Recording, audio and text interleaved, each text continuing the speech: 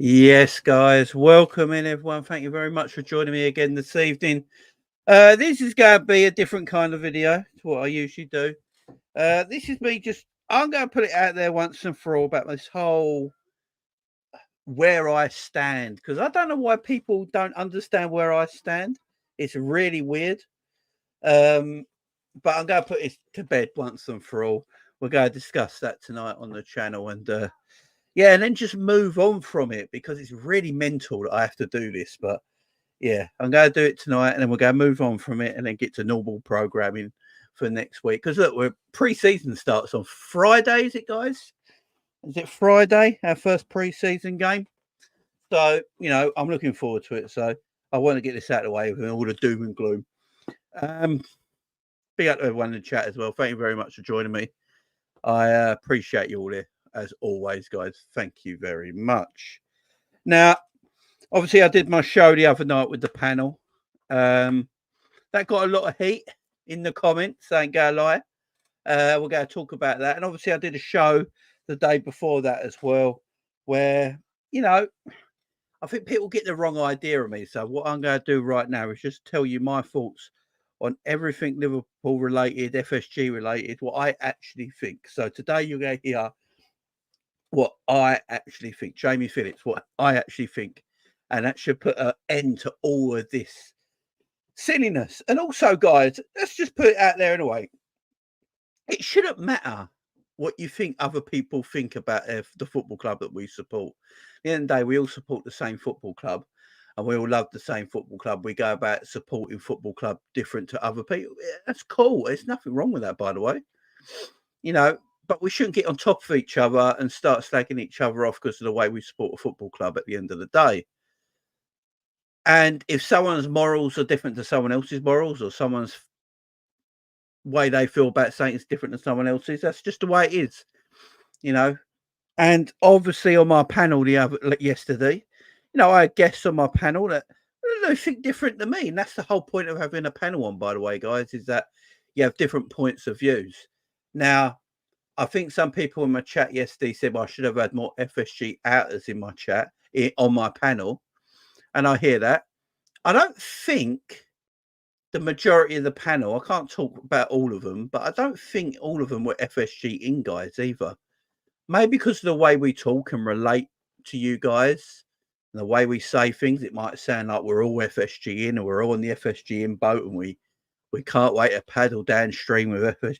It's not really the case, guys, and I'm going to explain that today. But the whole point of a panel is having people on with different views. If we all felt the same, and I got all the people and we all did panel shows where everyone felt the same, it'd be a bit pointless, wouldn't it? So, but I can't talk for anyone else. I'm just going to talk for me. I'm going to talk about myself, right? And look, people think like I was watching a stream the other day, and on that stream, I think someone mentioned about, I think it was Scottish Bear commented on that stream about me losing some subscribers because apparently they felt I was FSG in, and people on that channel would talk like basically saying, "Oh yeah, Jamie's like he's pro FSG, he's pro this, he's in FSG," like talking for me, and it's just balmy because this shouldn't be the case. People should go, "I don't know what Jamie feels." That's what you should say when the person in question's not there to answer. You should basically just say, "I don't know what he feels." You'll have to ask him. But this happens a lot. It happens a lot. And I'm going to put it to bed for once and for all, guys. I'm a Liverpool Football Club fan. Always will be. Always will be. It don't matter who owns the football club. It doesn't matter who my manager is. It don't matter who's playing for my football club, who's there, who's been sold, who's been bought. I'll just be always a Liverpool football fan. Do you know what I'm saying? Never going to change that. Never going to change that. Now, the way I speak and talk about football in general, and maybe about Liverpool Football Club. Sometimes I'm a bit positive. I'm a bit pro. You know, I'm quite a positive football fan, quite a positive Liverpool fan. So that's what people call me sometimes. And if that's what I am, that's what I am. You know, I can't help being what I can't lie about myself. Do you know what I mean? But I think because I'm positive at times, and maybe over positive, I think some people on my channel who are new to my channel, especially, or just jumping in, especially when I did my last 2 videos, have gone really big. And because of that, obviously, I've had new people subscribing and coming into the show and listening to things and thinking, bloody hell, what is it? Like, I think some new people obviously came into the show in the last couple of videos that I've done. And it's like, I've got comments saying I thought Redmen TV were bad. Then I heard Jamie Phillips talk, and it's like, whoa. It's like, I'm not anything like that. It's completely, you're just misunderstanding the way I probably am. Obviously, my regular people that are on the show and part of the community, they know how I am, how I feel. But a lot of people coming in probably think, oh, bloody hell, I don't get it. Now, I don't really care how people feel about me. All I hate is when people lie about stuff and,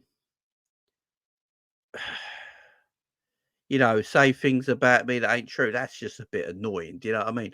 Especially when people don't actually know you. It's just a little annoying. So I want to just get all off my chest, and we'll go talk about it right now. So, where do I start? Let's start right at the top, yeah. So I said, I'm a Liverpool Football Club fan. It don't matter who owns the club. It doesn't matter who's the manager or anything like that. Not to me, anyway. It might be, but it don't really care to me. Now, obviously, FSG have been in charge of Liverpool, owning Liverpool for quite some time now. 14 years, 15 years, whatever it's been. It's been quite a while they've been owners of Liverpool Football Club. And obviously, we've had a lot of downs. We've had a lot of ups. It's been like a weird kind of ride with FSG. And if you look on it, and I'm with most of you guys here, I would like to see a little bit more ambition. And maybe I don't say this enough. Maybe I don't use the ambition word enough for people's liking. You know, maybe I don't use the ambition word enough because I don't sit here and do the toxic stuff. Yeah. I'm not going to sit here on my channel and do the toxic stuff and just go FSG out. This is you know, I don't think I need to talk about it that much. Last season, I didn't really think I needed to talk about FSG as much as I might have done, you know, in previous years. You know, I did a couple of videos, I think, on the subject of FSG and Jurgen Klopp last season. But I didn't think I really needed to go into any. I just left it be, you know, and obviously this summer, Liverpool fans are wound up, and I understand it. I'm with all you guys, by the way. I'm with every single one of you guys in the chat right now that's wound up right now about, you know, no transfers coming in at the moment. You know, we've got 3 of our best ever players, or, you know, our best players at the moment at the club, you could argue, apart from Alisson. I've got a year left in their contract, and Trent's rumours with Real Madrid. There's no doubt about it. That's been mismanaged, and that shouldn't have happened. I think we can all agree with that. And I'm not happy about it. I'm not happy about it at all, guys. I'm pissed about it. I ain't gonna lie. I am upset and angry about it. But maybe maybe it doesn't come across that I'm angry about it because I don't express myself that way. Maybe if I because I sit here and the way I talk, even now, you know, I've got a smile on my face a little bit. I don't sound depressed. So people are probably going to see this and go, you know, Jamie, you don't really sound like you hate them or anything like that. I'm going to get that. I know I am. But it doesn't. I think we can be more ambitious. I'm not going to sit here and pretend our owners aren't ambitious enough. You know, I've got my man K-Mac. I can't speak for K-Mac, but he's on my shows quite a lot. We know each other quite a bit now. So I suppose I can speak for him a little bit, but he can correct me. You know, K-Mac gets quite had a go at sometimes because he sticks up for the owners a little bit. And that's his own right to do so as well, by the way. Now, I don't start seeing my friends being had a go at either. I consider a K-Mac a pal. I really do, because he does a lot of shows with me. He's like my right-hand man most of the time. And I don't like people having a go at him and talk about him in ways, because he's got, he feels like, he doesn't stick up for the owners. He just feels like sometimes when we have Liverpool debates, some things have got nothing to do with the owners, but the owners get brought up. And I know that piece K-Mac off, because what he's trying to say is, and maybe people not listening to him properly, what he's trying to say is that what we're talking about here, this discussion, whatever it is we're talking about, really hasn't got nothing to do with the owners at that time. You know, not everything is always about the owners. Do you know what I mean? And I think he gets a bit of stick for that, and he shouldn't. He's just expressing himself again as a Liverpool fan wants to do. But I know K-Mac's in the chat, big up, man.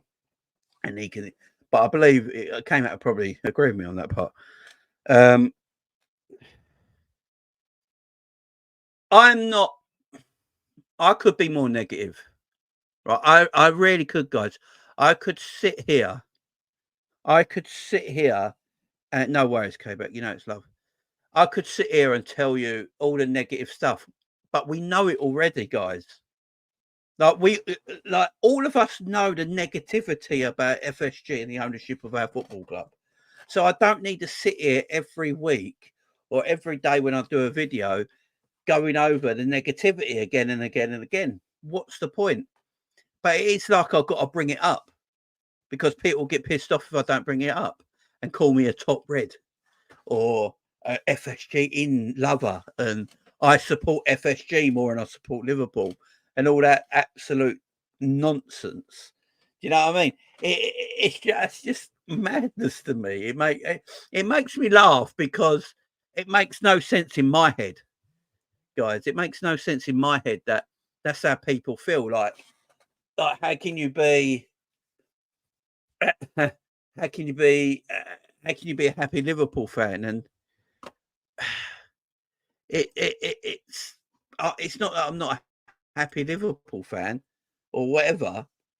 Like at this moment in time, because I do videos and I look at positives and I don't talk about the negatives all the time, doesn't mean I'm not pissed off with the club, guys, or the owners, or the lack of ambition they might be showing, or the letting of 3 superstars contracts run down, or letting Genie's contract run down, and you know, and players like this in previous years, and then letting them go for hardly anything. You know, that's not good business sense. But I just don't talk about it every single week. You know, I just don't talk about it every single video, because I assume, as a Liverpool fan base, we all know the negatives. Look, even some of the most pro FSG fans out there that are like, yeah, I don't mind what the owners do. I think they're decent owners, or whatever they feel. Even they will feel a little bit, we can be a bit more ambitious at times, and that like sometimes like a bigger club. You know, everyone will feel that. And I don't feel like I have to explain that every single video. So that's why I'm trying to do it in this video today.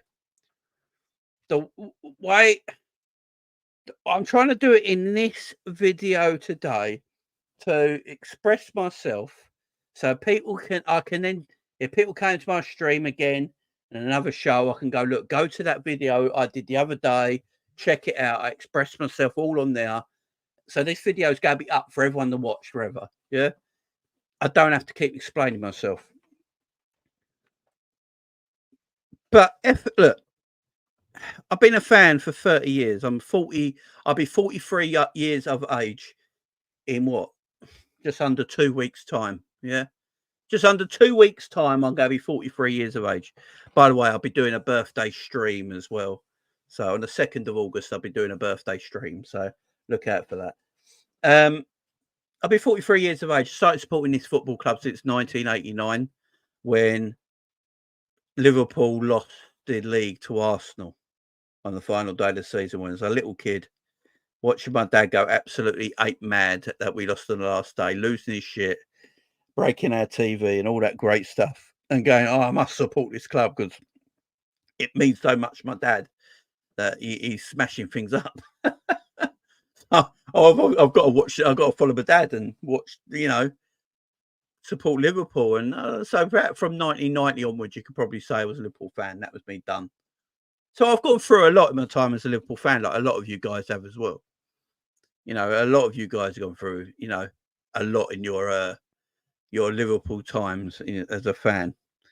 I've gone through the start of the Premier League in the 90s where Liverpool got left behind and Man United went on the stock exchange. And because they went on the stock exchange, they got more money than anyone else in the Premier League can do what they want and bought success, basically, like City and Chelsea are doing in recent years. And then I saw, as I always say, apart from Jurgen Klopp, my favourite Liverpool manager, apart from Jurgen Klopp, is Gerard Houllier. And people laugh at that about me, Gerard Houllier is my second favourite. Before Jurgen Klopp was Liverpool manager, Gerard Houllier was my number one Liverpool manager as my time as a fan. I love Gerard Houllier.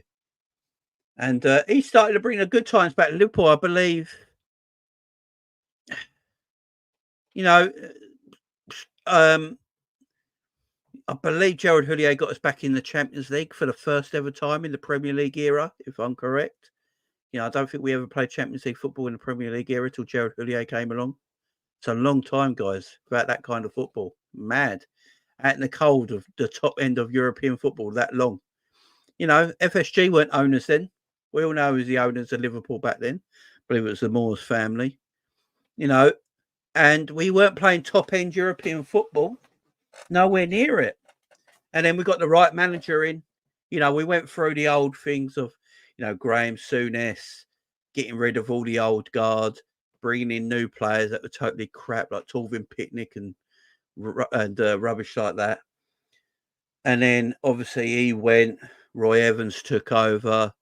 Roy Evans tried to go back to the drinking culture and let the boys go out on weekends and piss it up in the bars and all that. And then that didn't work. And obviously Gerard come in and solidified the side again. It was a beautiful time as a Liverpool fan. Then obviously Rafa came in, won the Champions League in his first season, started to build a very, very good Liverpool side, by the way. That Liverpool side that he had, that Momo Sissoko, Alonso Mascherano, Stevie G, Albert Riera, Steve Finnan at fullback, Carragher and Hippier, Reina in goal, Fernando Torres up front. There's a heck of a side he was building there. And we just fell off the tart all the time. And, and then Hicks and Gillette came in and tried to bankrupt the football club. That's what they try to do, guys. They try to bankrupt the football club. It was horrible times. It was the worst times we've had as a fan, in my opinion, apart from obviously the Hillsborough stuff and everything like that would never leave us as fans.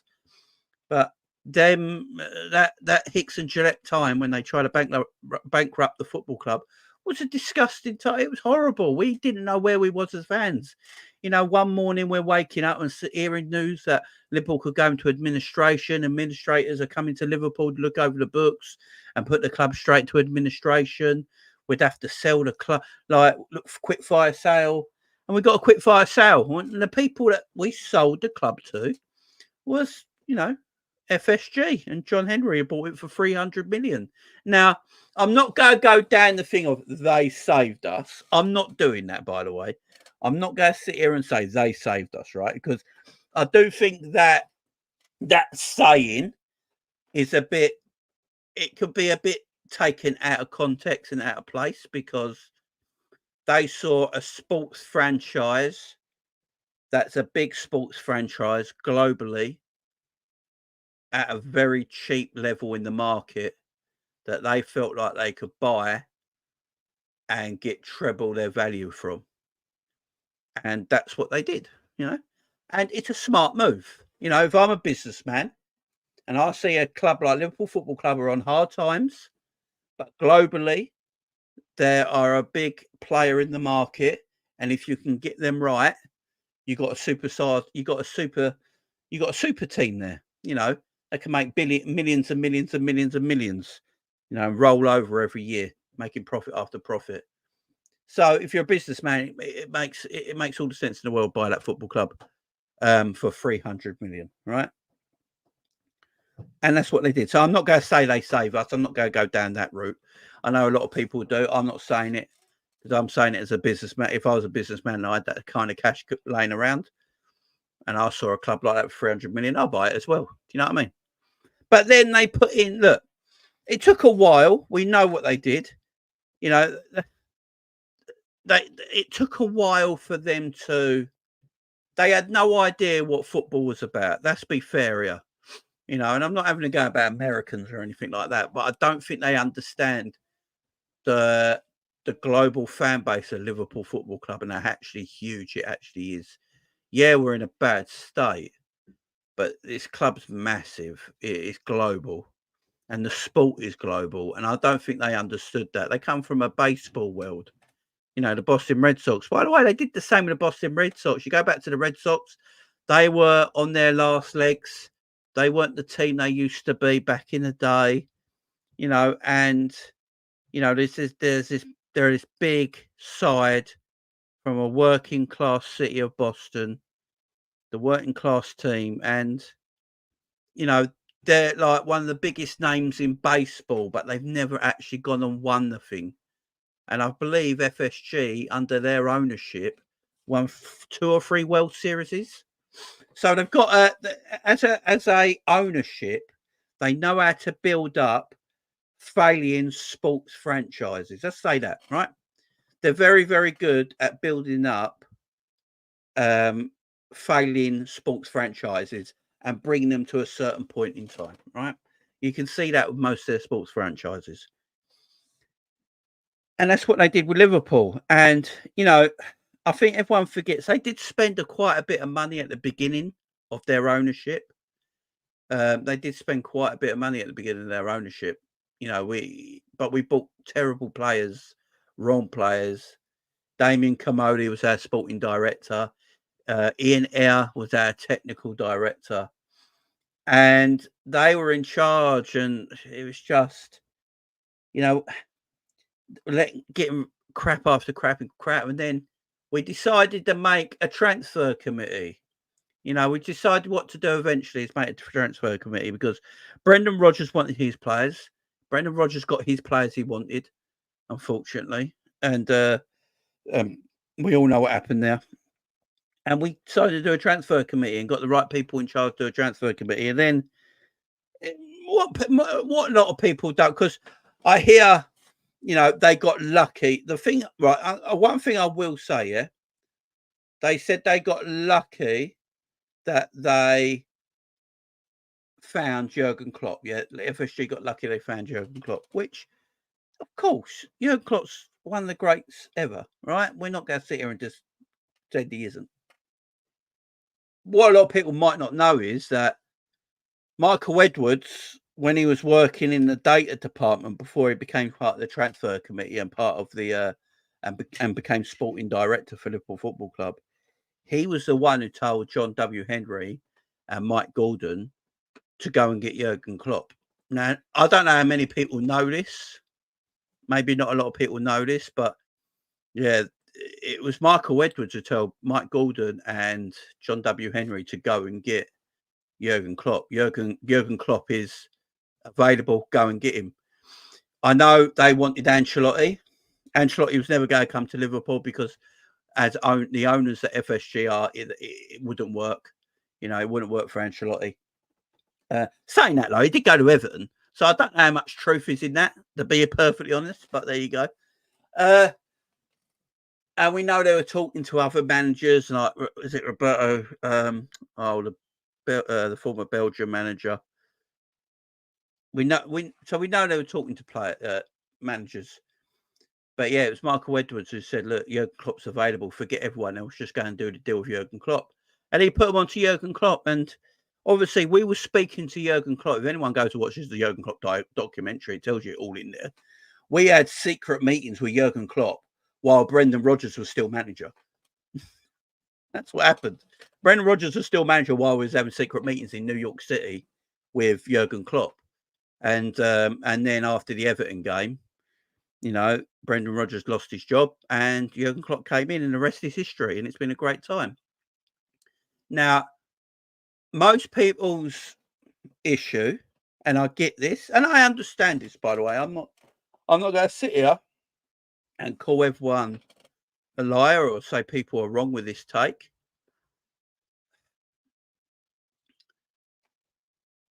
You've got a manager in Jurgen Klopp, right, who's had a great time at Mainz and then changed Borussia Dortmund totally around. Yeah, he made them one of the best. In fact, let's be fair, Jurgen Klopp and the team with Borussia Dortmund he was with made probably at that time Borussia Dortmund and Bayern Munich were like 1 and 2 in Europe for a couple of years. You know, that's what he did, right?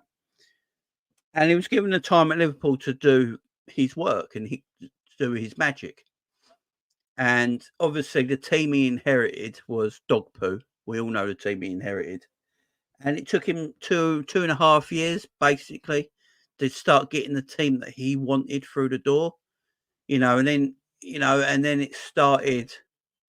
You know, was it his third season when we had Bobby Firmino, Mo Salah, and Sadio Mane, and we finished 4th that year, and got to the Champions League final, and that's when we looked at it as the Liverpool fans went, right, we're on to something now. We're on to something. And that is, I think, when the fans of Liverpool decided, you go, what? We got this manager here now. We got these players here now. Let's just give Klopp what he needs to make us, you know, the Real Madrid of England, basically. That's become the Real Madrid of England. Let's do what we can. Because let's face it, for a couple of years, Liverpool were the best team in world football, in my opinion. You know, us and Manchester City, I said it a few years back, Liverpool, Man City was like the best game in Europe. You know, the most hyped game to watch in Europe was Pep Guardiola's Man City and Jurgen Klopp's Liverpool going at it. It was the best game of football. It was brilliant. It was fantastic. And they were the two best teams in world football without a shadow of a doubt for a couple of years. And this is where I agree with the Liverpool fan base, yeah? This is where I agree with the Liverpool fan base. More ambition needed to be shown at that time when we was in a power of strength. Now, because I don't speak like this on every damn video, people assume I hated Klopp and I backed FSG and all that. What it is, guys, I will criticise when criticism needs to be had. I don't care if that's Jurgen Klopp, FSG, or whatever. And if there's anything positive, I will give positives at the end of the day at exactly the same time. Really will. I think people might not like this, yeah? People might not like this. But I personally think Jurgen Klopp and FSG were made for each other. I think they were a marriage that worked pretty well together. And when we won, I believe we won together. And when we lost together. Now, a lot of people will always praise Jurgen Klopp for us winning league titles and Champions Leagues and domestic cups and 99 points and going unbeaten for like 2 years almost or whatever it was. It was madness, yeah. The points we were making up and everything. It was fantastic, yeah. I always was at the point, and this is where I might be different to a lot of people, and this is where people might come down on me, is that I always said we won together, you know. Klopp won it with the help of the owners, yeah, at that time.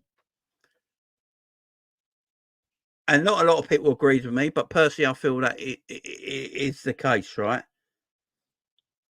But then we got into a position of power. So when we won the Premier League, when we won the Champions League, sorry, in my opinion, that's the best football Liverpool have ever played in the Premier League era, especially under Jurgen Klopp, was when that Champions League winning year. Was it 17, 18 when we won the Champions League? I don't think we played better football than that. Even the Premier League winning side, I don't think was better than the Champions League winning side. Yeah, defensively and everything, it was almost perfect. I think we only lost one game that season. We're 6 millimeters away from doing the Champions League and Premier League double and being unbeaten. We're done an invincible Champions League and Premier League if we didn't lose to Manchester City. Madness. Absolutely madness. And when we didn't really sign anyone that summer, and people were going nuts because we only signed, I think it was Harvey Elliott and Seth Vandenberg and Adrian, weren't it? Right, Adrian weren't meant to be bought. Adrian weren't meant to be bought. It was only because Mignolet came up to Jurgen Klopp, I think, a week or 2 weeks before the start of the season, and said he had the chance to go home and play for his home club in Bruges. Is it Bruges? I think it's Club Bruges, ain't it? We let him go, but Quinn Kelleher broke his hand in pre-season training, so he wasn't available. So we just had to desperately get a goalkeeper. And Adrian on a free at that time weren't actually the worst transfer in the world. I know we look back at it now. It's easy to look back on everything now and talk about it, but back then, Adrian weren't a bad choice as a free transfer to come in and just, as a number 2 goalkeeper. He weren't coming in to be number 1, just coming in to be number 2.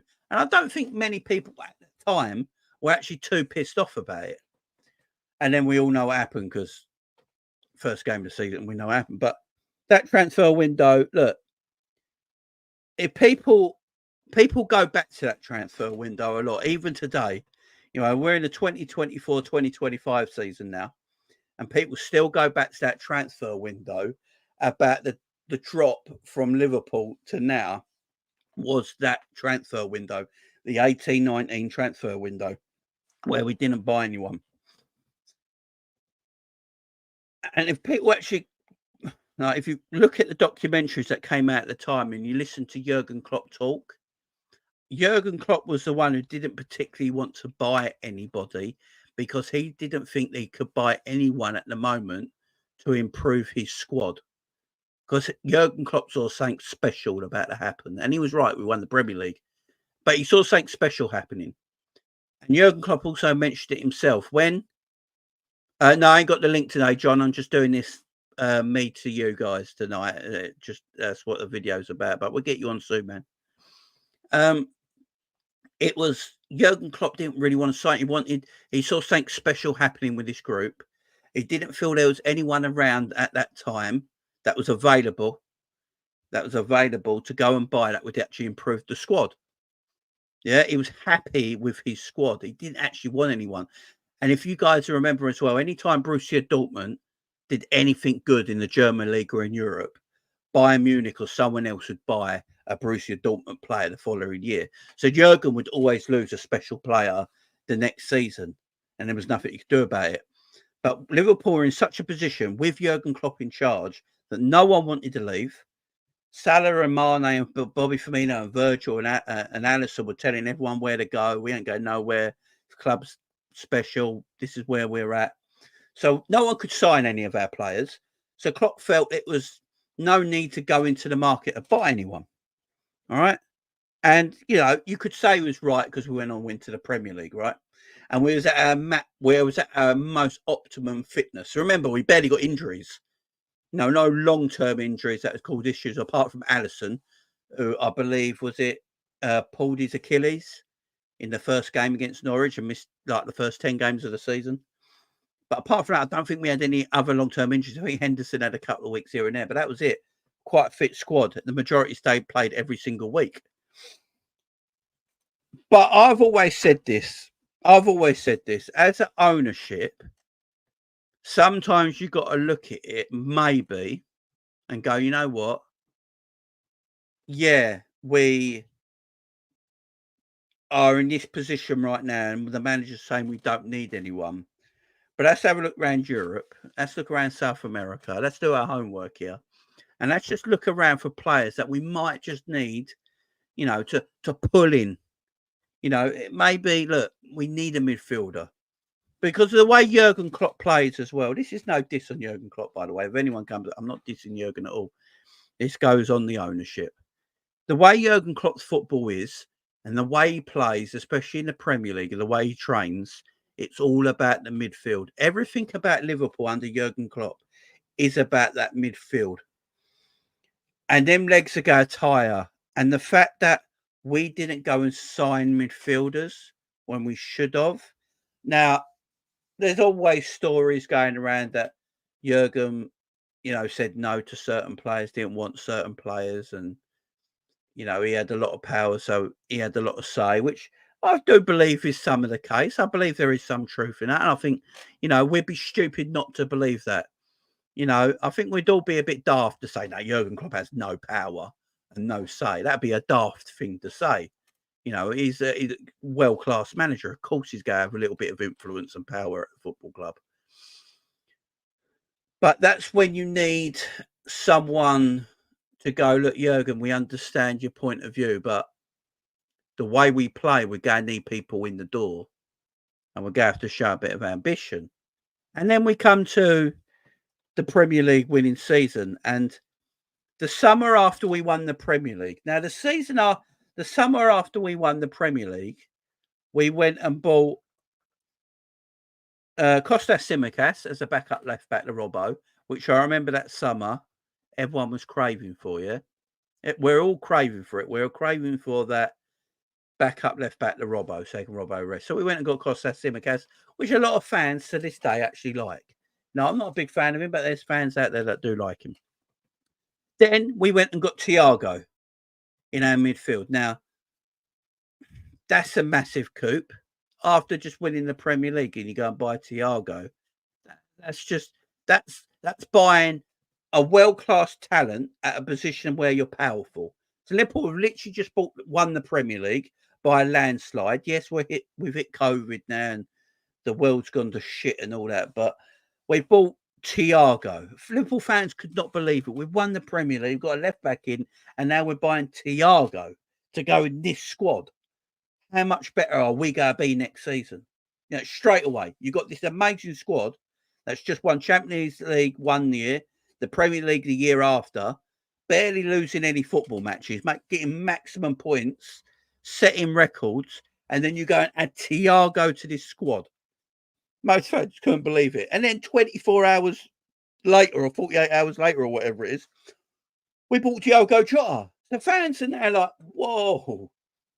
So we win the Premier League. We've got to get ourselves a backup left back.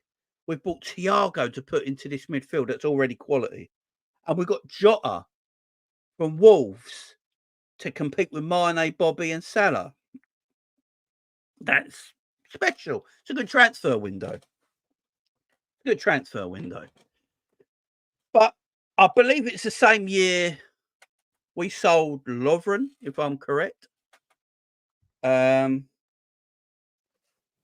that the same year we sold Lovren, or did we sell Lovren before? No, it was the same year we sold Lovren, wasn't it? So we sold Dejan Lovren, and we never replaced Lovren. We left ourselves short at the back. That was the only issue. And obviously, we went into that Premier League season. And if everyone remembers that Premier League season, by January, Liverpool were clear at the top of the Premier League. And then we just beat Crystal Palace, if I remember rightly, guys. Correct me if I'm wrong. We just beat Crystal Palace 7-0, if I remember rightly, at Selhurst Park. Was it Selhurst Park? We won 7-0 against Crystal Palace. And we're clear at the top of the Premier League. And everyone, most pundits, most YouTubers, everyone, content creators, whatever, people you're speaking to are basically like, Liverpool go win this Premier League title. They go back to back. They go back to back. They look unstoppable yet again. And then the Everton game happened, and we know what happened. We lost Virgil for the rest of the year. Thiago almost got his leg snapped in two. And then Matip got an injury. And because we sold Lovren, it left ourselves extremely short at the back. Then the January transfer window came, and everyone in the January transfer window was like, we must buy a defender. Even I was calling for it. I don't know if I probably was doing YouTube there. I can't remember. But even I was like, go and buy a centre-back. We need a centre-back. We're defending champions. Go and get a centre-back in. Obviously, Liverpool badly wanted Iber Konate. Jurgen Klopp pinpointed Konate as the defender that he wanted, right? Because we were after the other guy. Who's the other French defender? Guys, who's the other French defender that Liverpool were after before Konate? Oh, and Ralph Rangnick told us to buy Konate instead. And we went with the Konate, and he was like, Upamecano, weren't it? That's it. Big up. Yeah, we were trying to buy up Meccano, and then Ralph Ragnick told us about it, and we went after him. And we did buy him in January. Wait till the summer to buy him because he had a clause in his contract with Leipzig that if Leipzig was still in the Champions League after New Year, he couldn't move. But as people would say, people have said it and people will say it still, you can financially make that happen by going over the top on the transfer. We went over the top on the Virgil transfer that time because we played a premium on top because of the tapping up of Virgil van Dijk. That's the only way we bought Virgil, by the way, guys. We had to pay a premium. That's why it went up 20 million. To get Konate in January, we'd have had to pay a premium. And and we just didn't go for it. We didn't go for the premium. We could have got Konate in January and paid, I don't know, what is it? We bought him for 35. We could have bought him for 55, but they weren't willing to do it. And that's what peed a lot of Liverpool fans off. And, you know, I agree. And we went and got back on loan and Ben Davies for like a couple of million. And it's like, it made no sense because you know straight away that Klopp don't want them. You know, Ben Davies never touched grass, so that tells you everything. Klopp never wanted him. And Kabak was not that level. And Klopp didn't really want to play him. In the end, he played Nat Phillips and Reece Williams over Kabak. You know, Klopp don't really like loaned players. We know this anyway. Klopp don't really like playing players that are a loanee because he likes people being here for a set amount of years for the future. You don't like people coming in just for a whim. But yeah, he didn't play him, and that's when I agree with people about ambition. You know, you've got to go, look, you're a Premier League defending champions. You've got a January transfer window. You're literally sitting in a January transfer window where you can sort all this out and continue your march to the Premier League. You know, you can literally sort it out and continue a Premier League assault in that January transfer window. We had the chance. We were sitting top of the league on New Year's Day. New Year's Day, we're sitting top of the Premier League, if I can remember correctly. Going into a window where you could just sort that out. And we didn't. And that, I can understand why people were pissed off, because I was pissed off. I'm not going to sit here and pretend, it's all right. Of course I'm peed off. Was I peed off with Klopp playing his best midfielders at centre-back as well? Yeah, I was peed off at everyone. I thought the owners were wrong not to give Jurgen Klopp the defenders, the proper defenders, in a January window that he needed. Even if you just got one, I would have been happy. Even if you just got one, like proper good defender, not a back on loan, we'd have all been pretty happy. You understand it's very hard to get two in a January window when people know you need defenders. That's going to be difficult.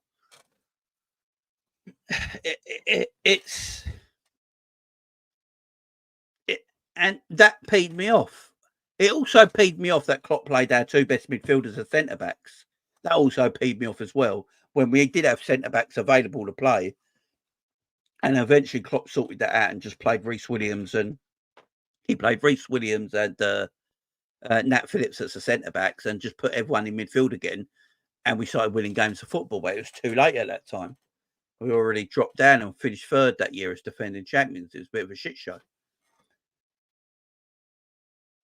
And then the following year, you're like, right, put this right now. Let's put this right. Got the following transfer window.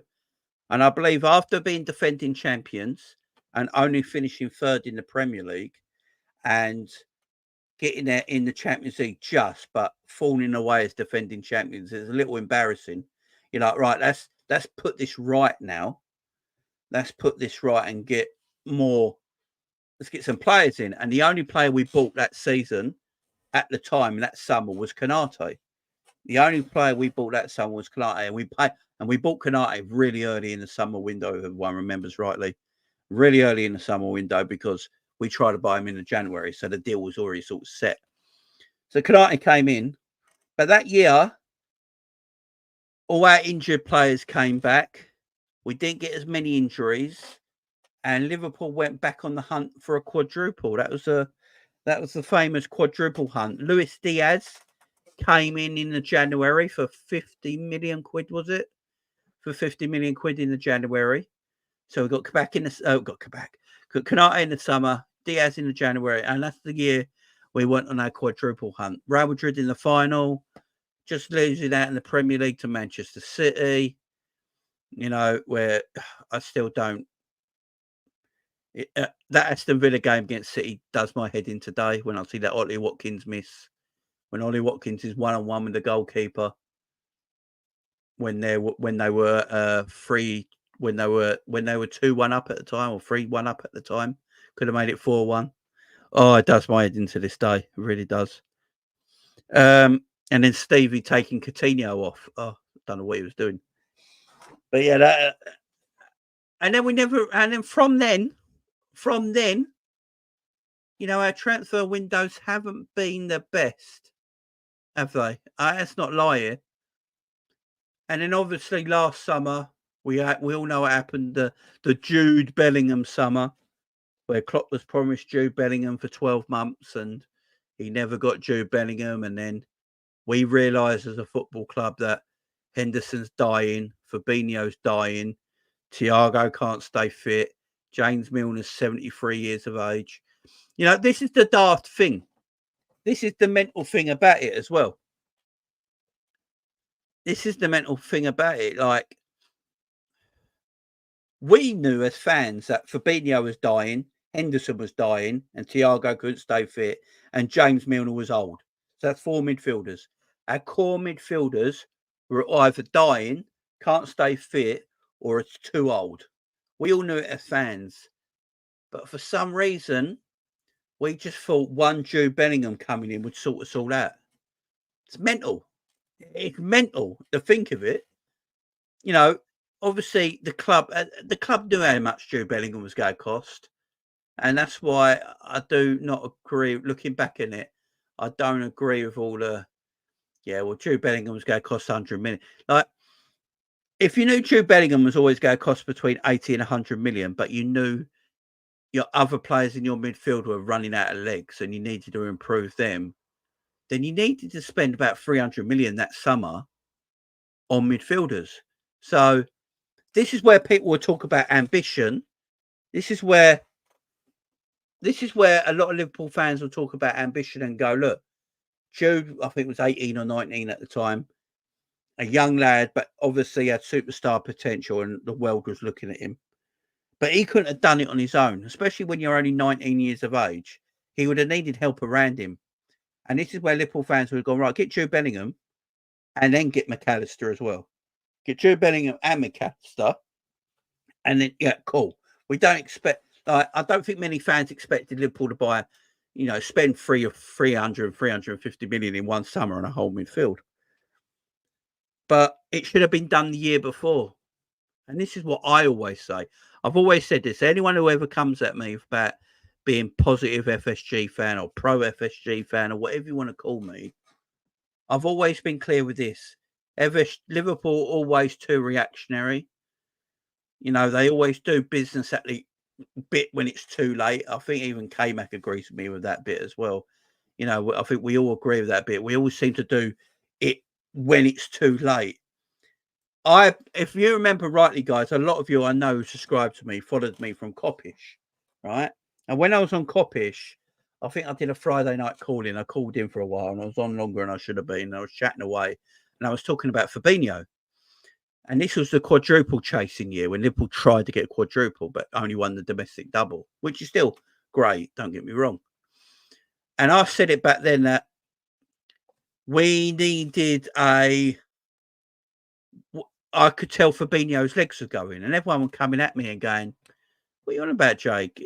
Fabinho looks fine. He looks quality." And I was like, "No, there's something not quite right with Fab. I can see it. His legs, he don't seem right." I think I even said it on my channel as well, and people were, "No, Jay, what you?" I was like, "No." And then the following year, the man couldn't move. So we didn't react quick enough. We didn't go, right, let's get. We need a Fabinho replacement. Fabinho plays every week if fit. He's our only defensive midfielder. He don't get changed for anybody unless James Milner comes in and plays the odd minutes in Fabinho's place. Fabinho plays. So we need a Fabinho replacement. We need someone to come in and take Fab's spot. You know, we just need someone. I said it last season. If Wataru Endo was bought 3 years ago, I think Fabinho would still be at the club now because he wouldn't be so dead. You know, if they were allowed to buy it for Endo 3 years ago, Endo could have came in and played some games, and Fab could have been rested. And that's the issue. And look, it also, you know, the way Klopp plays, it's extremely difficult. You know, 3 years of playing the level of the way Klopp plays, your legs are gone. We know this as fans. So, you know, Klopp himself had to look. I personally think, I know people don't think this, but Klopp should have probably demanded it. You know, there's always fans going, well, Klopp was happy. Like I've always said it. Klopp always seemed happy with the owners. You never heard Klopp call out the owners. Rarely. The only other time he really did it was that January transfer window when we never got a defender. It's the only real time I've ever heard Klopp really go at them. And maybe he should have been a bit more like demanding. Oh, I need like, if you want me this team to carry on being successful, I need midfielders. And the owners should have been wary to it as well. You know, you got the owners. Look, we gave them the benefit of the doubt last summer because we sold Jordan Henderson, we sold Fabinho, Milner got released. You know, the thing with like the Milner one's a weird one because Jurgen Klopp tried to keep James Milner, but it was actually the owners who didn't let it happen. They told him to go, and people come at us for that comment, but James Milner said it himself on Liverpool TV that the manager tried to keep him, but the owners stepped in and said no new contract. So the owners did know that no more Milner, please. Like this has to be gone now. So Milner left, Ox left, Ox left, Milner left, Keita left, Henderson left, Fabinho left. So it's a core, man, of your midfield. So Liverpool had to go and do business in the summer. They bought McAllister, Szoboszlai, Gravenberch and Endo. And it worked all right last summer. It worked all right. But look, it brings us to this season, guys. It brings us to this summer we're in right now. And Liverpool fans are rightly upset. If you're a Liverpool fan, you're upset. You got every right to be. You're disillusioned. You don't know what's happening with the club. You feel like the club is out of touch with yourself because there's no contact between us and the club. There's no what is actually going on. Tell us something. We waited a long time for Arne Slot's press conference, but Arne Slot's explained that himself in his press conference. You know, we're left hanging quite a lot this summer, and people are starting to get a bit down and depressed about it. And the FSG out banners are back, and FSG out is trending a lot on social media. And, you know, a lot of people are doing shows about it, like myself. You know, I've spoken about FSG more this summer than I did all last season. So we're all thinking about it. And we've got the 3 players running out of contract. That should never have happened. I don't care who's to blame for it. It should never have happened. You know, Trent, Salah and Virgil should not be on 12 months left. It just shouldn't be. It's crazy, especially Trent. You know, Trent with his age and how much value Trent Alexander-Arnold gives to the football club, you know, with what you could sell him for if he had years on his deal. He's so valuable. It's mad to have him down on 12 months of his contract. You can understand it a bit with Virgil because he's 33. But it makes I'm going to sit here. It don't make sense to me. These 3 we should not be sitting around this summer right now. We're in the summer. We are coming up to the end of July, and we've not signed anyone. Although, if you listen to social media and a lot of people, and you know, I got a message today from my source that basically said it looks like Liverpool could buy 2 players before Friday. That's my thing, by the way. what I've been told today is that Liverpool could possibly be buying 2 players by Friday, because of when pre-season starts. We know what we need, and then at the same time, we've got 3 players running out of contract, and we got a new manager. It's a massive change to our club this summer, a massive change that we never knew was coming till the new year. You know, we're usually quite easy sitting here. Oh, if Jurgen Klopp was in charge of Liverpool right now, guys, I believe we would have signed a player by now, because Jurgen Klopp knows his team, he knows what he needs, he knows what he wants. So I personally believe Jurgen Klopp, if was manager now, we'd have signed a player. I don't know how you guys feel about that. Don't know if you believe that, but I do. I think if Jurgen Klopp was manager right now, we'd have signed at least 1 player this summer already, because he knows his team, he knows what he needs, he knows what he's got. Where this whole change around with Arne Slot is completely different. He's a new manager. Now, I know people will go talk to me about the Man United situation, where Man United have got a new board and a new sporting director, and they've already bought like a couple of players and they're buy a third and a fourth. The difference is Ten Hag is in his 3rd season at Man United. So Ten Hag knows his team. Ten Hag knows what he needs and what he needs to be sold. That's the difference there. Arne Slot, he's only had 1 pre-season game. He's not done nothing yet. He doesn't know this team. So he does need a little bit of time to sort his bearings out. So I understand why we're waiting a little longer. That's why I've always said in my last few videos that I'm patient. I'm being patient for this transfer window because I understand the reasons why we're going late into the window. I'll be lying if I said I wasn't nervous. I'm not going to sit here and say I'm not nervous, because that'd be a lie. Of course I'm nervous. The longer we go, every more day we go into this transfer window, and the closer we get to the first day again, the first game of the season against Ipswich, and we still ain't bought any players, of course you're nervous, because you're like looking at it and thinking, you're seeing players go like Calafiori going to Arsenal, a left-sided centre-back. What do we need? A left-sided centre-back. Can also play left-back. Calafiori was perfect for us. Absolutely perfect, right? But we didn't go and sign him. Why didn't we go and sign Calafiori? I don't know. There's people at Liverpool that know much more than we do. Maybe they don't like the fact that Calafiori's had bad injuries at such a young age. Maybe that's a worry to them. I don't know.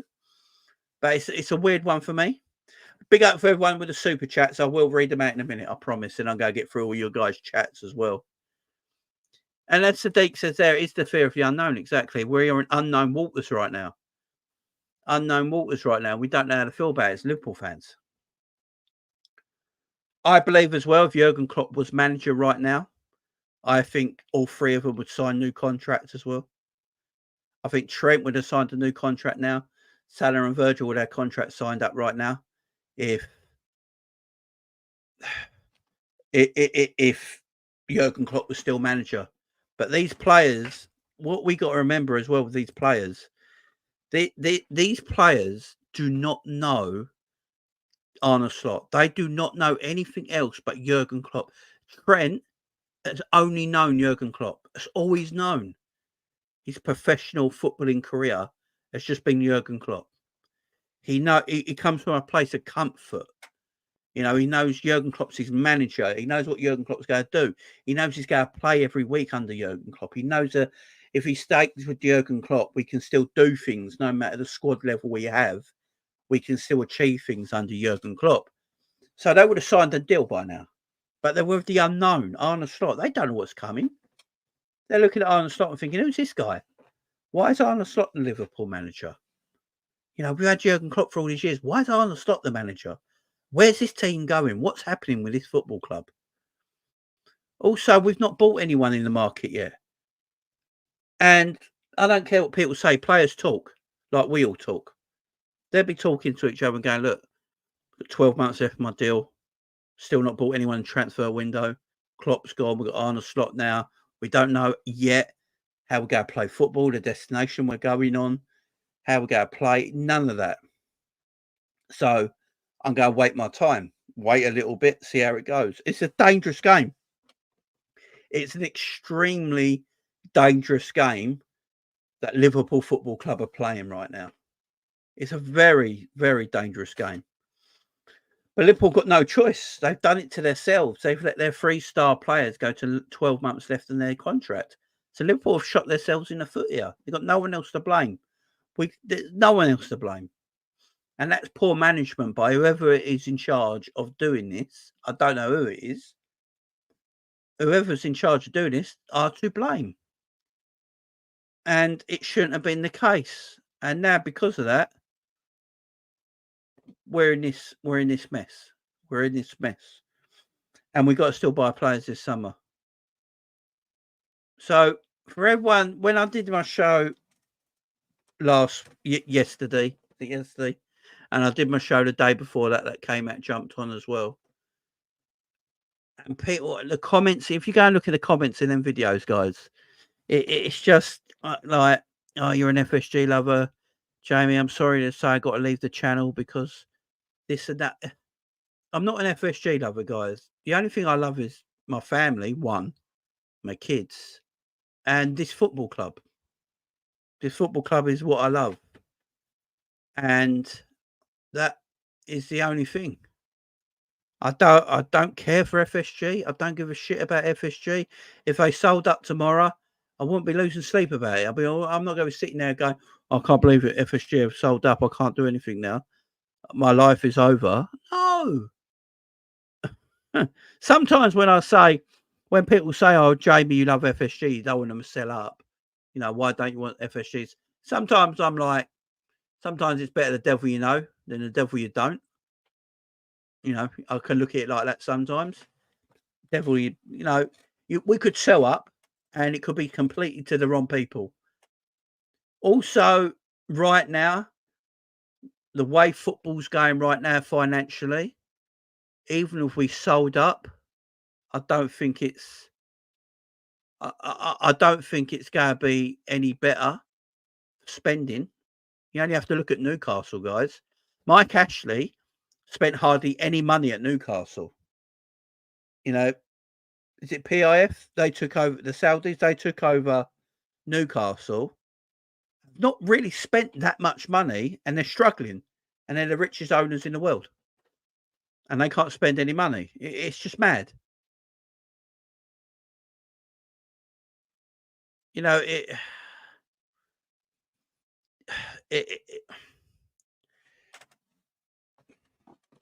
is. It's crazy. It's crazy the world we live in. And also, you got Arsenal Football Club. The Arsenal Football Club are Arsenal Football Club have caught up with Liverpool. Yeah, they've caught up with Liverpool, and they've been spending cash trying to get players in. You look at Arsenal's defence; it's probably the best in Europe now. They've got Calafiori, they got Timber, they got Gabriel, they got Saliba. You know, they got. You could argue they got the best defence in Europe, right? And there's a picture going around from the 2021 Arsenal back five to the back five of Arsenal today. It's night and day, and they've done extremely well. And you know, they got Rice in and Odegaard, but then obviously Saka and Martinelli came through their youth system. I think people forget that they didn't buy Saka and Martinelli; they came through the youth system. Martinelli was bought when he was very, very young and developed in their youth system. Saka came through their youth system. You know. They've done extremely well and they caught up with Liverpool, and I know that pees Liverpool fan. It pees me off. I don't want to see Arsenal in front of us. It pees me off. And now Man United are buying players. So Man United have been taking over. Ineos sort of runs their football, day-to-day football stuff now at Man United, and they've gone and bought that Fsg and who else they bought? They've obviously bought Yari. What's it? Lenny Yoro. What's his name? Yoro. Lenny Yoro. That all Liverpool fan. This is where basically it all started from. Yeah, Lenny Yoro was bought. Liverpool didn't buy Lenny Yoro, right? And this is where the whole Liverpool fan base completely and utterly melted, because we didn't go and buy a player that none of us have ever heard of. Now, I've always said it. I'm not bothered about the Lenny Yoro transfer. Big up to Man United for buying him. He's the player they wanted in, and they went and got him. Man United fans can banter and say turn Liverpool down and all that rubbish. It's not true because Liverpool never bid. So you can't be turned down for a player you never bid for. But good luck to them. Yeah, they got the player they wanted. And they, you know, whatever anyone says, he could be world class in a couple of years. I don't know, but good luck to him.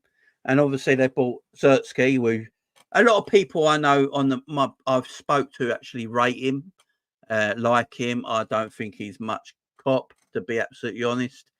He's sort of a striker that don't score goals. They've already got one of them who don't score goals, so I find it a bit of a weird transfer, to be fair. And you've got Anthony still at the football club, and they're trying to be like Ugarte, who's going to cost them 70 million quid, and Ugarte would have had 3 teams in 2 years.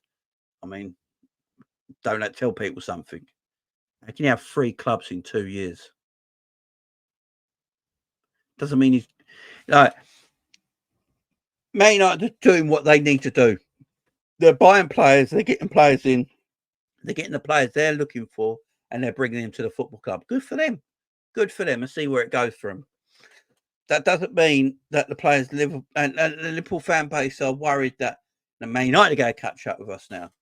Forgetting, when you look at the broader picture of Man United, that Man United has still got quite a lot of crap around their squad that are still going to be at their football team and going to have to play. You know, they've got some good players in, yeah, but they've also got a lot of average around the squad still, when you look at the broader picture. But they're developing their team and they're bringing players in. I'd say good luck to them. They're doing what they need to do. And now Liverpool need to do what they need to do. And Liverpool this summer, you got Arne Slot there, right? You've made all this attention of getting Edwards back, Julian Ward back, getting Richard Hughes in.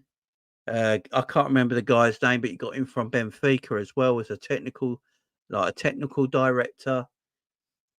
You've got all the new physios in, doctors in. You've got a set piece coaching. You've got a new goalkeeping coaching. Who's got new ideas. You've got a new performance trainers in who's taking different training sessions to get the most fitness out of performance. You've got all this coming in, yeah. And at this moment in time, they've not backed the new manager. They've not gone, right, here we go back here.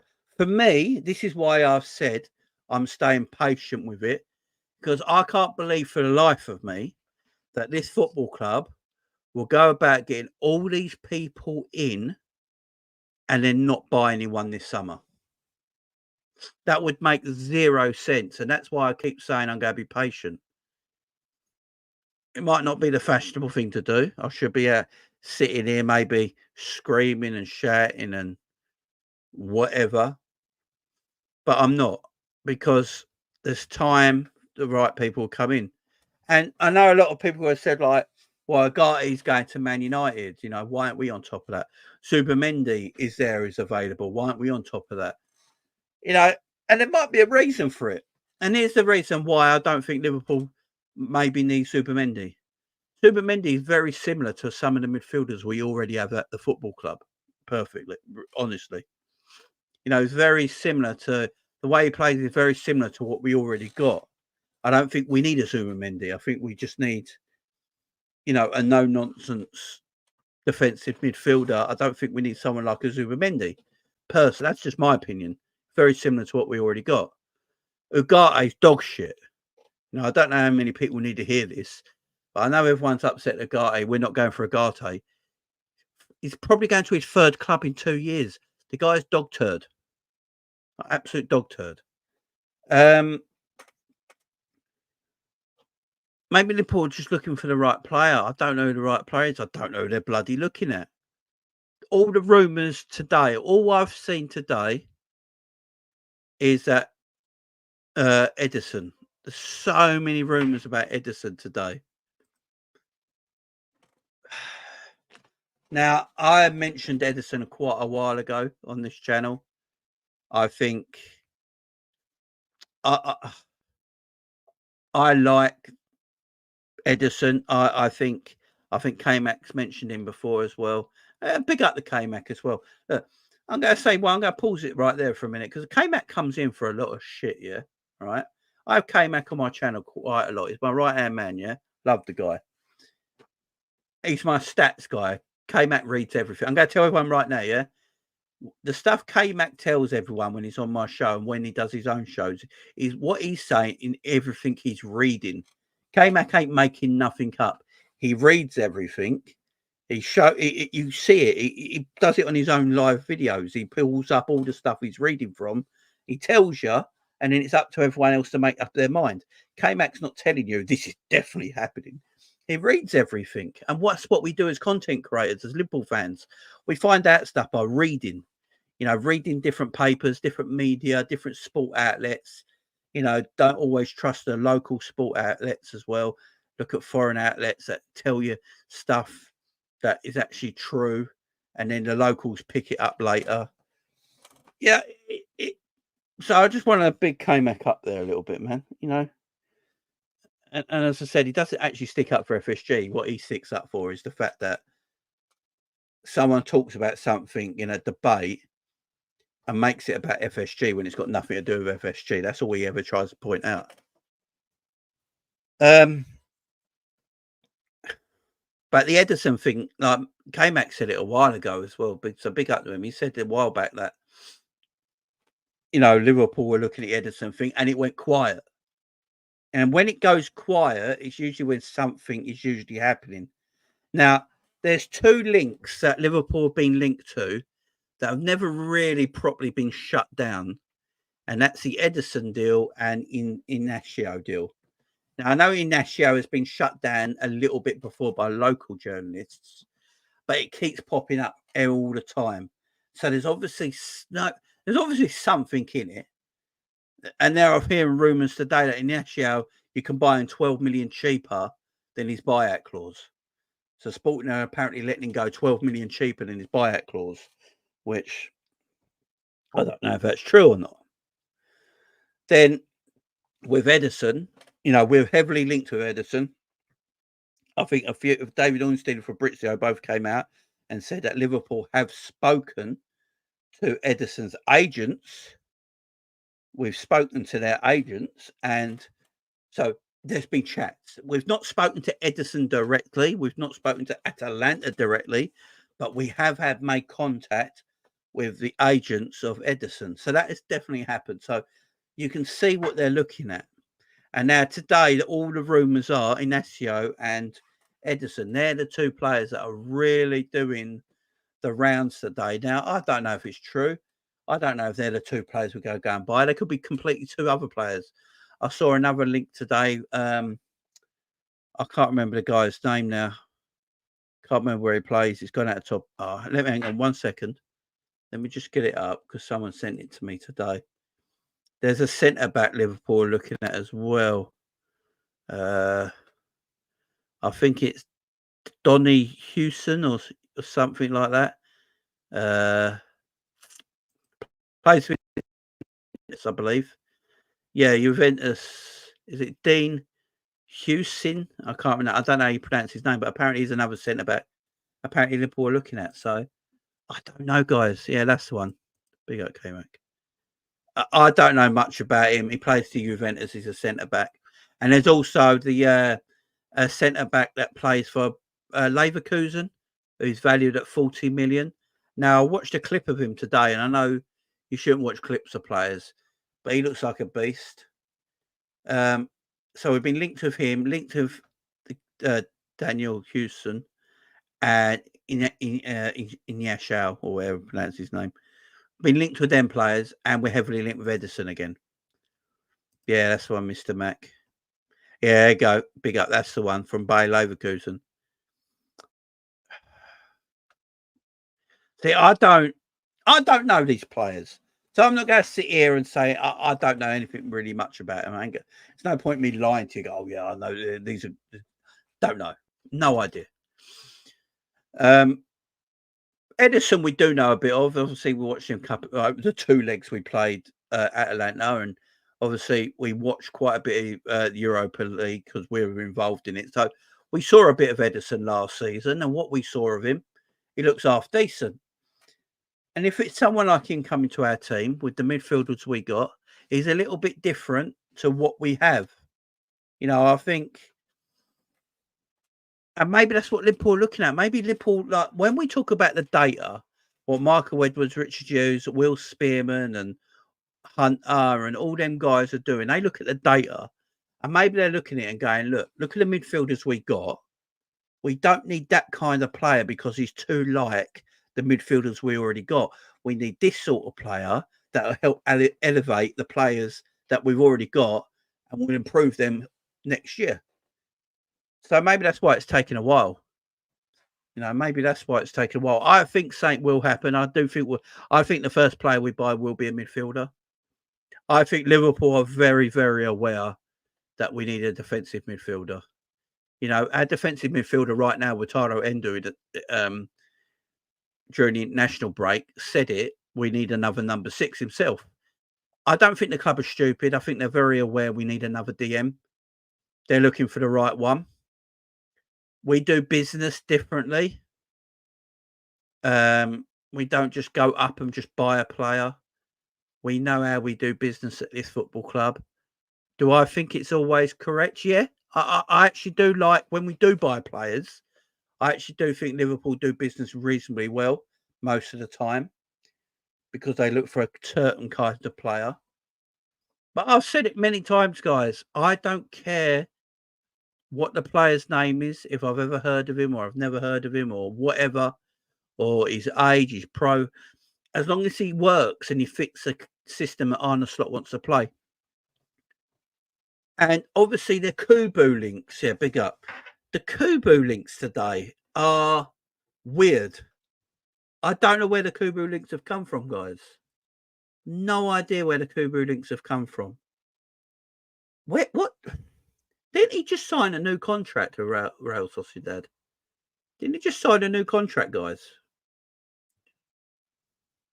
I'm going to get to your super chats in a minute, guys. I do appreciate them. Much love for the supers. So I'll get to them in 1 second. Is it Japanese media?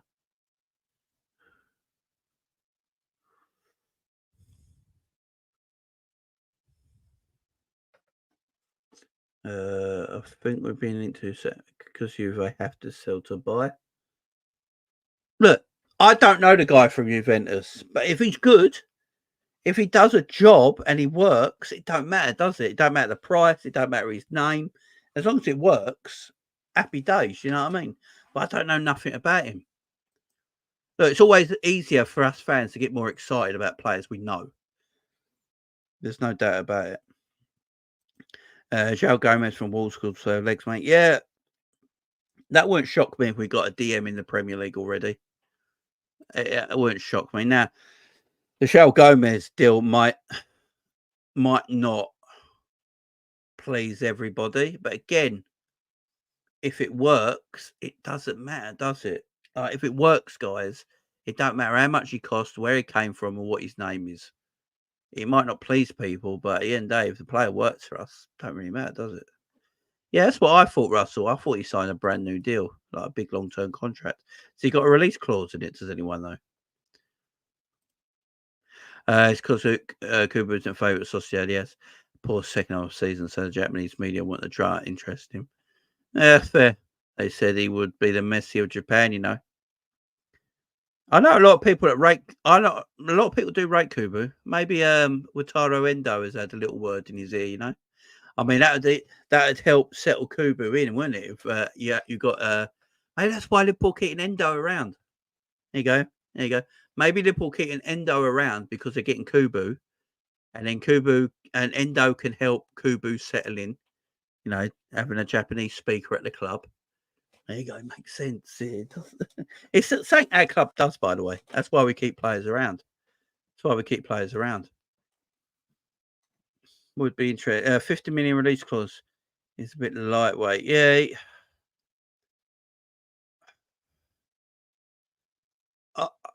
I've never been Kubu's biggest fan. I don't know it's what we need either, to be fair.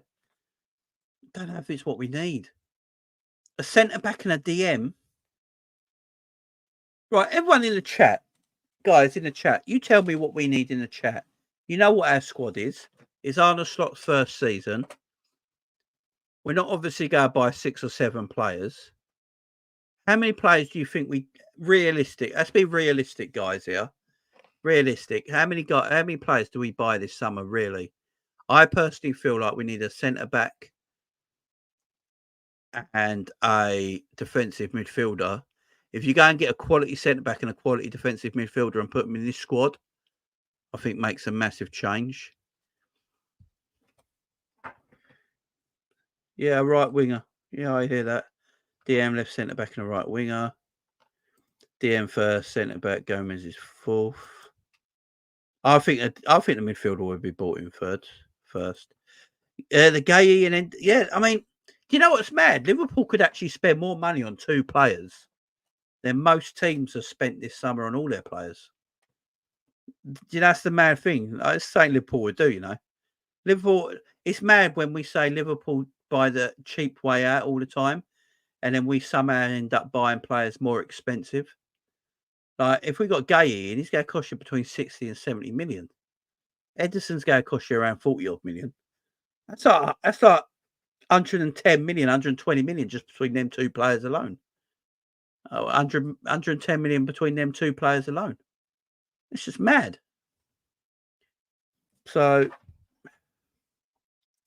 left wing DM, left back. Free. Yeah, a lot of people here. We need at least 2 players this summer left back in the DM. Be at cringe says 3 players, the DM centre back and a forward. Depends if Nunes gets banned. I think Nunes is going to get away with it. I think we'd have heard same by now. Surely, Russell, we have heard same by now, so I think he might get away with it. Left back, left centre back, hybrid, starting DM, talented right winger. So 3 play. Yeah, right winger take over from Mo. B.O. Jake said, Jane, do you think the lack of outgoings is killing us with buying players? Talk that Simicast will stay, etc. Well, yeah, because how many players are we going to have for every position? This is the thing. Right now, if we look at it, we've got 2 left backs, we've got 2 right backs, we've got 4 centre backs, we've got 2 left wingers, 2 number 9s, 1 right winger. We've got Endo and Stefan, you could say, as 2 DMs. We got Curtis Jones and McAllister as 2 left-sided midfielders, left central midfielders. Then you got Szoboszlai and Harvey Elliott, 2 right-sided midfielders. So we've got, and then you got Gravenberch as well to put in there. So if you think, and then you got at the moment you still got Alisson, Queven Kelleher, and Jaros as your 3 goalkeepers. So we've almost got 2 people for each position. And this is what people don't seem to realise. We have almost got 2 people for each position. In some cases we haven't, especially with the Mo situation. So players will have to leave if we want to bring some in. I think I know people talk about Sepp van der Berg like I've had a laugh with people putting that Sepp van der Berg stats and Lenny Yoro stats from last season. They're quite similar. It's all in jest and banter. It doesn't mean I want to keep Sepp van der Berg. I think the club is trying to get rid of Sepp van der Berg. They're looking for the right deal for Sepp van der Berg. I do believe he'll eventually go to PSV Eindhoven. I think Liverpool will come down on their 20 million valuation of him and do a deal with PSV, get him off the books. Nat Phillips will leave the football club. Reece Williams will leave the football club. There's rumours today that Liverpool are looking to sell, not loan, looking to sell Tyler Morton. I think Carvalho will go out on loan later in the transfer window. I wouldn't be surprised if Carvalho is like a transfer deadline day loan. Just to make room in these areas to get these players in. Yeah. And then you've got a load of under 21 players. So it's quite, DM, a left centre back and a right winger. We're all on the same kind of DM and a right winger, centre back, left back, right. Let's see, DM and a right winger. Ederson, Omo, and Gueye. Yeah, I think we're all I think we're all pretty much a left back, left side centre back, a DM, and a right winger. So you want 4 there, Scottish Bear. I think we're all in that same kind of 3/4 market. So we're all thinking the same here, guys. All you guys, over 200 people in the chat. Don't forget to hit the like button, guys. I don't know how many likes we're on because someone tell me how many likes we're on. We should be over 100 likes. I've been on for an hour and a half. Over 200 people in the chat. We should be surely close to 150 likes. So make sure you're hitting that like button, please, guys. It is important to the channel. Likes are actually really important to the channel because it brings some new people in. It goes into the YouTube algorithm. YouTube algorithm does its thing, and people see my video on their timeline for the first time. So the like button is 102 likes. Let's get it 150, guys. We've got 204 people in the house. 150 likes before we go, please. I'd appreciate it. So we're all in the same ballpark. We're all in this like 3 to 4 players. And I think we get 3 players and that's all. And then we do the 4th one in January. I think most of us will be pretty happy with that. And I think that's the frustration. I'm looking at all you guys in the chat now, all in the chat going 3/4 players, right? This transfer window. And it looks like we're all thinking exactly the same thing. Centre back, sort of left-sided centre back, and maybe a right winger and a DM. Yeah? That's what we all seem to be saying. So I think where the frustration is coming from is that we're all seeing it. We all can physically see it. We're all saying exactly the same thing. None of us here are saying we need 7 or 8 bloody players or a complete revamp. But we've not done one bit of business yet. And I believe, tell me if I'm wrong, guys, but that's where the frustration is. That's where the frustration is. It's not like we need this massive revamp in our squad. Most of the squad's there. We just need to pick a few holes. So I understand everyone's frustrations. I do. And I'm with you guys. I really am. Yeah, but maybe, Jarrett, we're overrating some of our players. Jarrett, only time will tell if they're overrated. You know what I'm saying, mate? Only time will tell if we've overrated some of them. Let's see. Who do you think is overrated, Jamrock? I'd love to know. This is a great conversation we're having here, guys. We're all getting it off our chest. This is great. It's a beautiful thing. Let's just do it tonight. Let's get all this shit off our chest, guys, once and for all. Let's do it. Let's have a chat here. Jamrock, who do you think's overrated, mate? And I'm not having a go or anything. I'm curious what you think, man.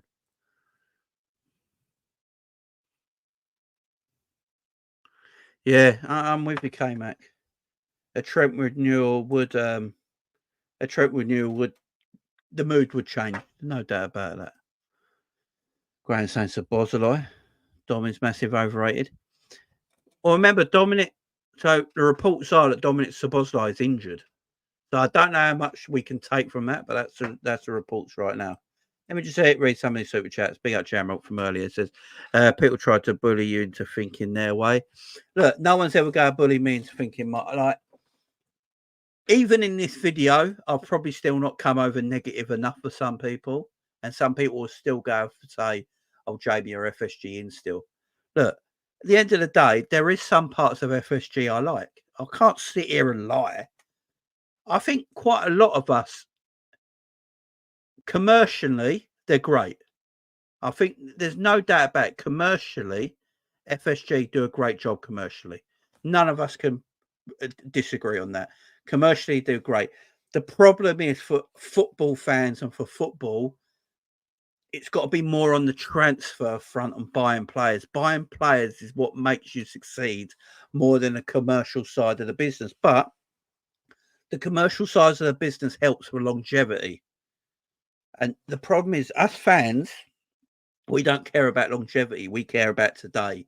We don't care about tomorrow. We care about the now, here and now. But for longevity reasons, Liverpool, for longevity, with the commercial revenue that Liverpool make, that they are really good at, Liverpool can go for years, no trouble. Also, with the amount of money we make commercially, and this is what Liverpool fans have got every right in saying, by the way, if you want to be a self-sustainable football club with the amount of money Liverpool make commercially, then we should be able to go and spend more money in the transfer market than we actually do. And I agree with Liverpool fans with that, by the way. I agree with that as well. I've said it plenty of times on my channel. I don't mind the self-sustainable model. I think it's actually all right. I prefer if all football was like that, to be fair. But if you got to do it, you got to have to spend money eventually. You got to have to use a bit more money. There's no. If Liverpool wanted to spend £200 million this summer, I believe Liverpool could do with no problems whatsoever. And because of that, that is why a lot of fans get frustrated. And I agree, I'm one of them. But yeah, big up Jamrock. No one can believe me and say I will always say it. Commercially behind the scenes, yeah, FSG are good at that part. But there is bad points about them. Of course there is. Of course there is. Big up Colin's been a member for 15 months. Says we're on the edge. Total new start next season. Yeah, exactly. Colin, I couldn't agree more with you, my friend. Thank you very much. Big up Gang Deep with a big super as well. Big up, my friend. Says in some 21 needed genie in the summer of 21 needed a genie replacement and got a forward. Got Diaz in Jan. As Tottenham were gaining for him, should have signed him in the summer. Put Mane down the middle and would have had a 14-point deficit.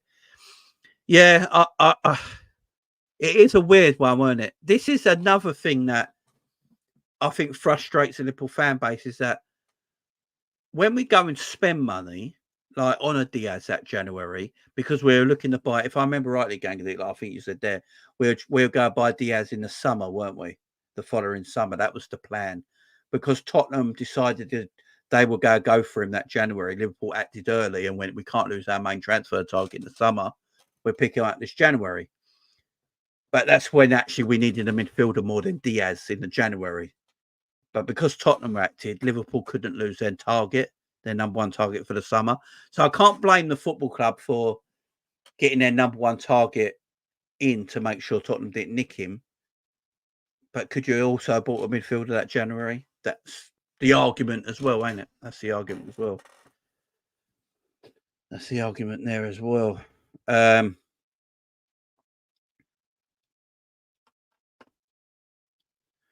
No, we didn't play Elliott enough last season. I agree. Elliott was decent, man.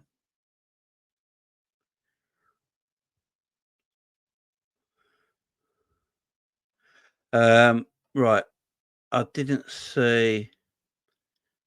Let me see. Yeah, I was reading super chats out K-Max. So I didn't have the chat on. Where did you put your list, my friend? Big up K-Mac in the chat. Jamrock, sorry, let me have a look for your list, man. I might have missed it. I was reading the supers out. Let me just find it, man. Let me find it. Oh, this one. Is that your list, Jamrock? Yeah. So the players we overrate is Elliott, Curtis Jones, Gomez, Robbo, Tsimikas, Endo, Diaz, and Jota's injury prone. Interesting. This is good chat. I like this. Is Harvey Elliott overrated? Did anyone overrate Harvey Elliott? I'm not sure. I think Harvey Elliott might be a little underrated, Jamrock, if I'm fair. Look, this might be just me. I'm a big Harvey Elliott fan. I think Harvey Elliott is a very, very good footballer.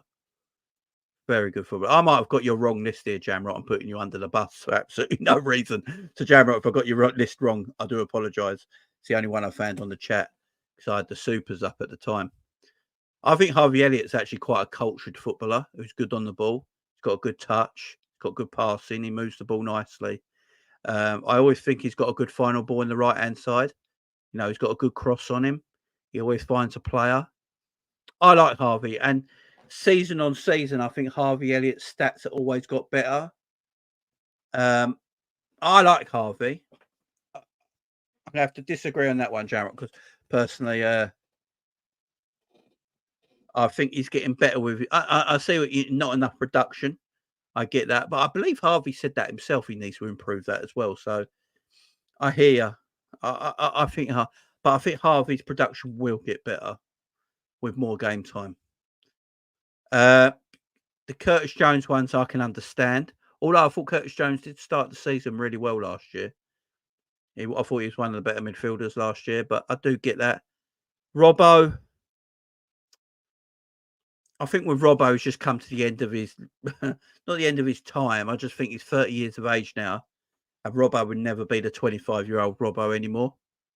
Tsimikas, I've never rated anyway. I can't believe you put Wataru Endo there, Jamrock. You've upset me so much. You know, and Jamrock, we're friends. You know Wataru Endo's my guy. You know. What's my watch say? What does my watch say? Everyone knows in the chat. Come on. What time is it, guys? You know, what's my watch say? I love Endo.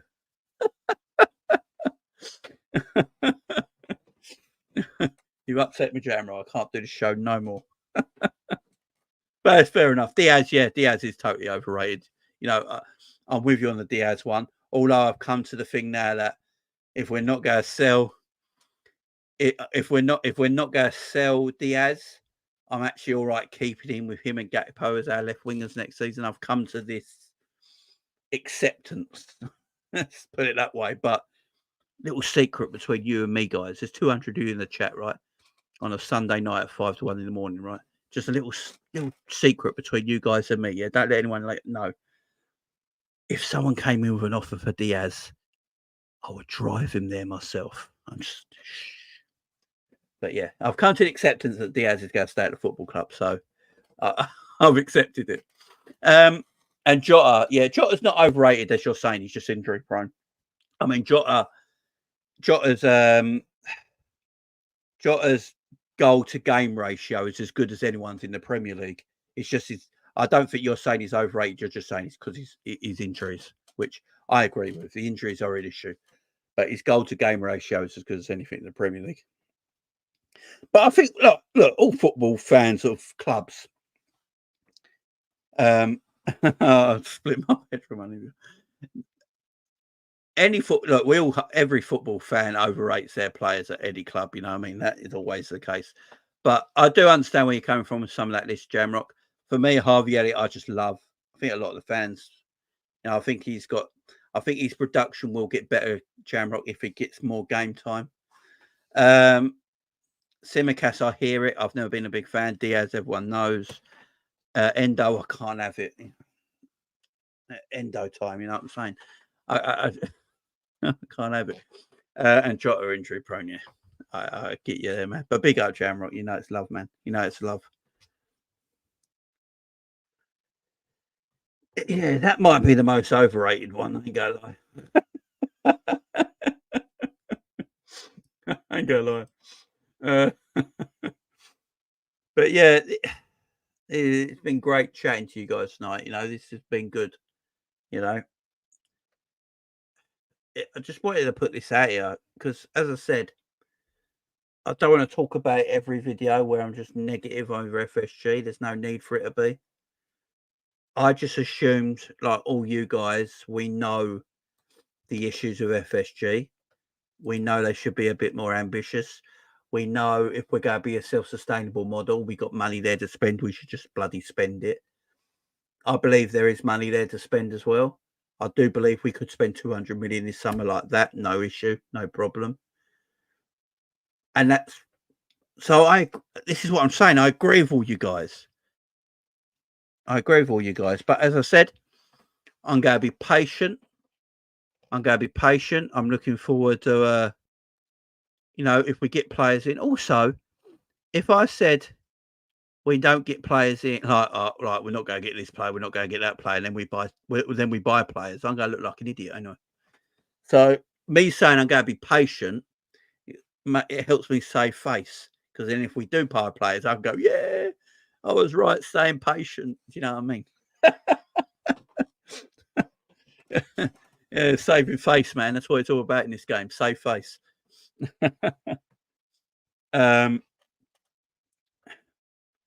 Big up Scott in the house, man. Yeah, big up, man. How you doing, well, fella?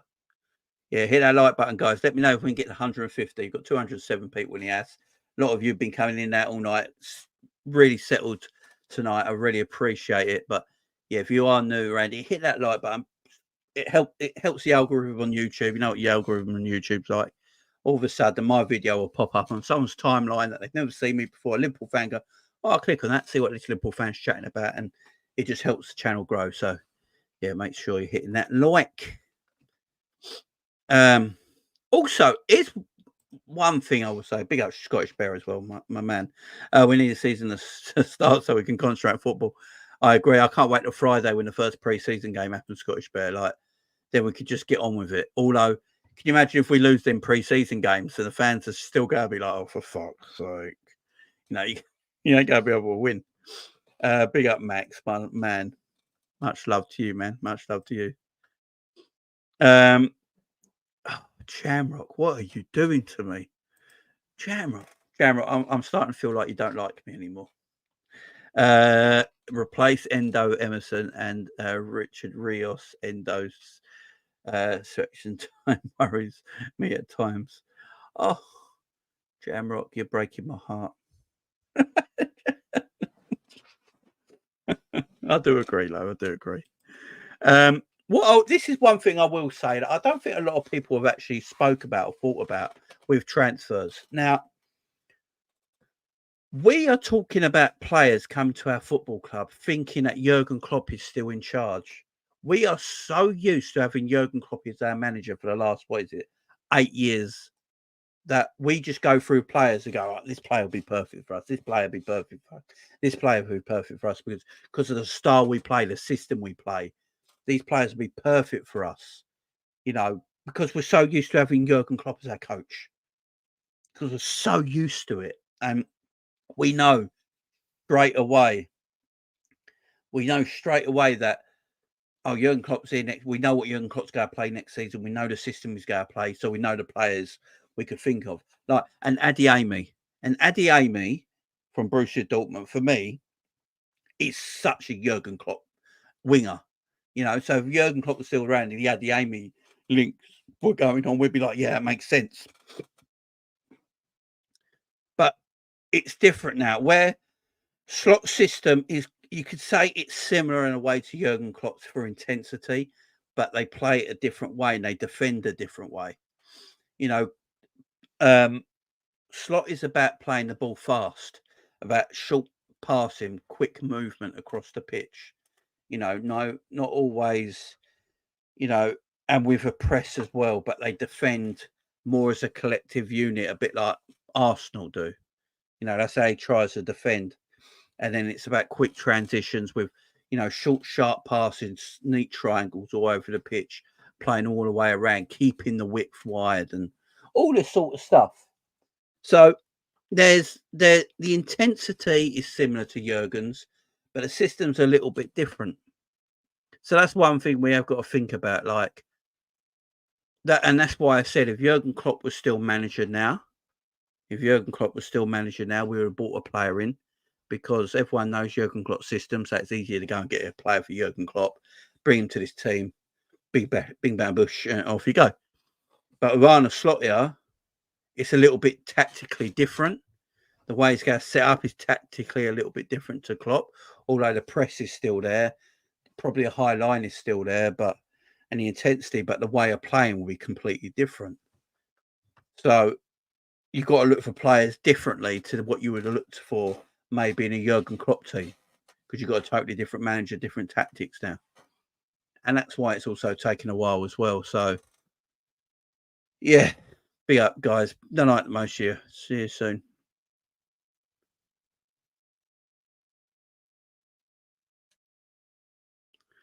But yeah, it's interesting. Very interesting.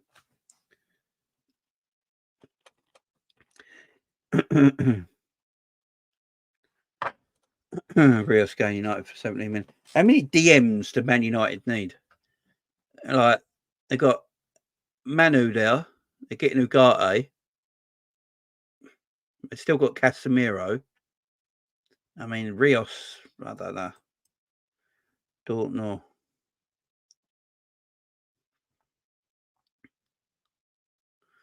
Don't know about that.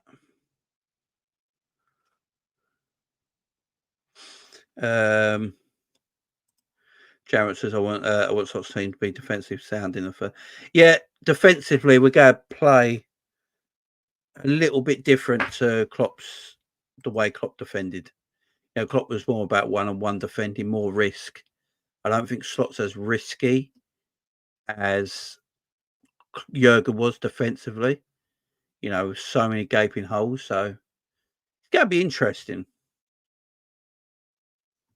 It's going to be interesting. It's going to be interesting. But guys, look, I hope I got all that off my system. As I said, I'm not FSG out. I'm not FSG in. I don't really care. I don't really sit on it that much. I'm just a Liverpool fan. But at the end of the day, I do agree with a lot of people. They should be doing a little bit more. There should be a little bit more attention to transfers. There is money there to be spent that should be spent. But I can't disagree with anyone that says it on Twitter. I can't disagree with anyone that says it on YouTube. I agree with all you guys. But just because I don't sit here every video, guys, and talk about the negative stuff that we all agree with anyway, so why do I need to bring it up every bloody video? So it's just the way I speak. So maybe I'm a bit of positive fan. Maybe I'm too positive. I get it. Maybe I'm too positive. But it's just the way I am. It's just the way I am, guys. But yeah, much love to all of you. Thank you for joining me on this late Sunday night. I do appreciate it, guys. But I just wanted to get this all off my chest. And hopefully everyone understands now where I come from as a Liverpool fan. You know, I'm all about this. I'm all about the badge, you know. I'm about that. That's all I'm about. That right there. I want the Liverpool to be the best they possibly can. I want Liverpool to be the Real Madrid of England. Are FSG stopping them sometimes being that? Yes, they are. There you go. I've said it. But what do you want? Not much I can do if they don't sell the football club at the end of the day, guys. We just got to get by what we got to get by. But big up to you guys. You've been great. Thank you for anyone new subscribed today. Thank you very much, you guys, hitting that like button and super chatting and memberships and all your comments in the chat. You make it special, guys. Thank you very much. Yeah, it's not an official shirt, Cameron. No, it's not an official shirt. It's not an official shirt. It's the only thing about this collar. This bit don't stay down. It's so annoying. Yeah, it's not an official shirt. But yeah, I appreciate you guys being here. Be back. I'll probably be back tomorrow. They might see if there's any transfer rumours, see if any of this Kubu, Edison, or Inyasho stuff picks up any steam overnight into tomorrow. If there is, I might be back tomorrow. If not, you'll probably see me on Monty's channel tomorrow night on the Big Six Band. So big up to everyone. Thank you very much. Appreciate you being here. Enjoy the rest of your night. Bye-bye for now.